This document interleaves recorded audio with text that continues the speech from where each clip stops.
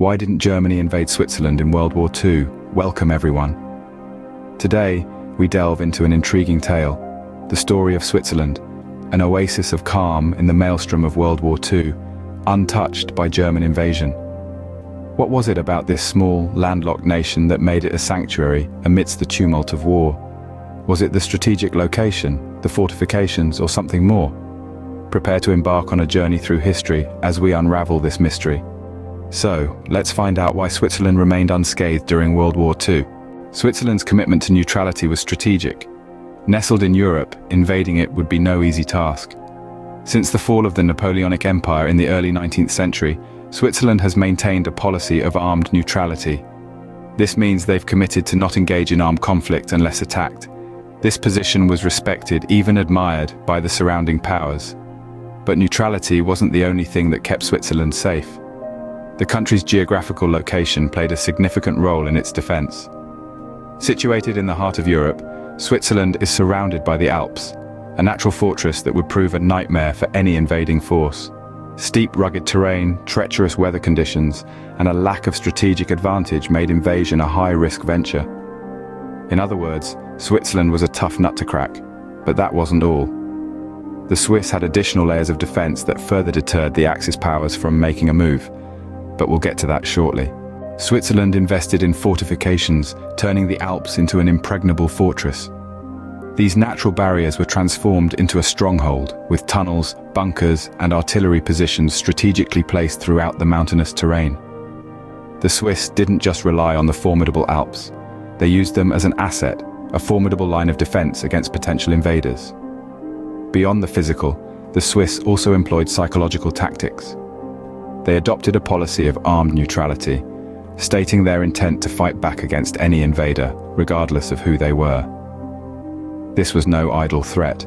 The Swiss military was well trained, with mandatory service for men, and they were prepared to defend their homeland fiercely. Furthermore, the Swiss practiced a strategy known as scorched earth.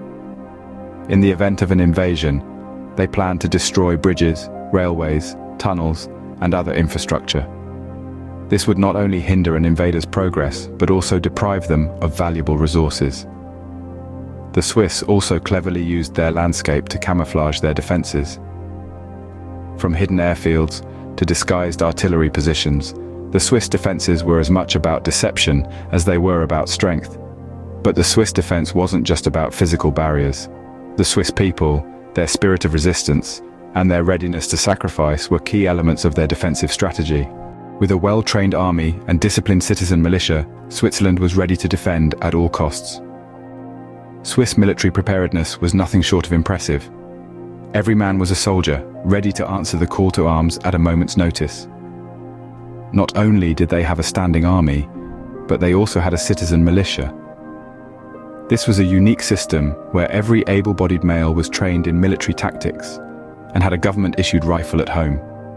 This meant that in case of an invasion, Switzerland could call upon a force of hundreds of thousands of men, all ready to defend their homeland. The Swiss military was also well equipped. They had a network of fortifications and bunkers, turning the country into a veritable fortress. Their air force was small but modern, with aircraft that could take on the best the Germans had to offer. The Swiss were not just prepared to defend, they were prepared to fight. They had plans in place for a guerrilla war, ready to resist an occupying force for years if necessary. The Swiss military was a force to be reckoned with, and it was one of the factors that deterred a German invasion. Yet, it wasn't all about military might. Diplomacy played a crucial role too. Diplomatic finesse helped Switzerland maintain a delicate balance in a war-torn continent. During World War II, Switzerland was a tightrope walker, carefully navigating its relations with both the Allies and the Axis powers. This small, landlocked nation managed to uphold its long-standing tradition of neutrality, even as the world around them crumbled into conflict. Switzerland not only maintained its diplomatic relations, but also acted as an intermediary between the warring factions, hosting diplomatic meetings and facilitating communication. This was a role only Switzerland could play, thanks to its neutral stance and respected reputation. The Swiss also leveraged their diplomatic prowess to protect their citizens abroad. They negotiated the safe return of interned Swiss citizens and ensured the welfare of Swiss nationals in foreign countries. In this intricate dance of diplomacy, Switzerland proved that sometimes words can be as powerful as weapons. Diplomacy was key, but there were also economic factors at play. Switzerland's economic ties with both Allies and Axis provided a crucial incentive to keep the Swiss unharmed. In the midst of World War II, Switzerland was a powerhouse of finance and industry. It was home to some of the world's most significant banks, and its industries were critical to the war effort. Imagine the bustling streets of Zurich and Geneva, with their banking headquarters, and the mountainous regions of the country, where factories hummed with activity. Swiss industries were manufacturing everything from precision instruments to armaments, items that were in high demand during the war. Now let's not forget the Allies. They relied heavily on Swiss financial institutions to handle their international transactions. The Swiss franc was a stable currency in an unstable time, making Swiss banks a safe haven for assets. On the other hand, the Axis powers, mainly Germany, were benefiting from Swiss industry. Swiss companies were providing essential goods and services that were difficult to come by due to the war's disruptions. In essence, Switzerland's economic relationships with both sides of the conflict created a sort of protective bubble. And within this bubble, Switzerland was also playing a significant role on the humanitarian front. Switzerland played a significant role as a hub for humanitarian efforts during the war. Deftly, the Swiss used their neutral status to embark on a mission of mercy. They sheltered refugees, including thousands of children, providing them with a safe haven amidst the raging storm of conflict.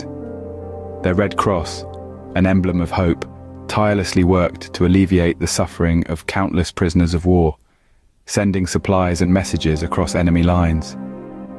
They also facilitated the exchange of wounded soldiers, allowing them to return home. Their neutrality allowed them to serve as mediators, facilitating diplomatic dialogues between warring nations. All the while, they maintained a delicate balance, ensuring their humanitarian acts did not tip the scales of favor. It was a dance on a tightrope, but one they navigated with grace and tenacity. However, potential consequences of an invasion were also a deterrent. Invasion would have consequences for Germany too. The Swiss were prepared for scorched earth tactics. Now, what does that mean? Well, the Swiss had a rather drastic plan. If invaded, they would destroy their own infrastructure, roads, factories, bridges, everything that might be of value to an invader. This is what we call a scorched earth strategy, where you'd rather destroy everything than let it fall into enemy hands. It's a desperate move, but it makes an invasion much less attractive. Moreover, the Swiss banking system held immense wealth from all sides of the conflict. An attack could potentially lead to a freeze or loss of these assets, a risk the Germans might not have been willing to take. Also, let's not forget the diplomatic ramifications. Switzerland's neutral status had international recognition. A violation of this could have turned neutral countries against Germany, adding more enemies to their list. Finally, the Swiss were a well-armed and well-trained force, ready to fight tooth and nail for their homeland. The cost in German lives would have been high, making an invasion a costly endeavor.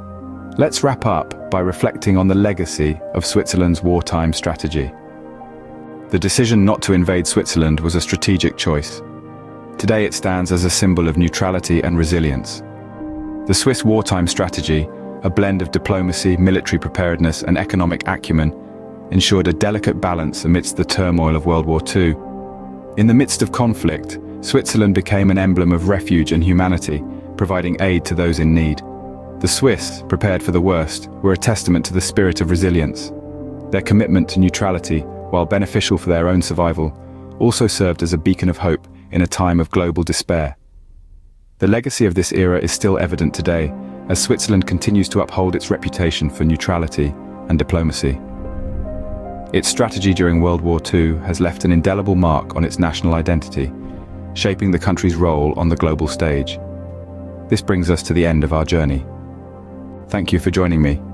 If you found this video informative, don't forget to like, share, and subscribe. Your engagement helps us delve deeper into the pages of history, unwrapping mysteries and fascinating tales. And remember, history isn't just about the past. It's about understanding our world and how we've arrived here.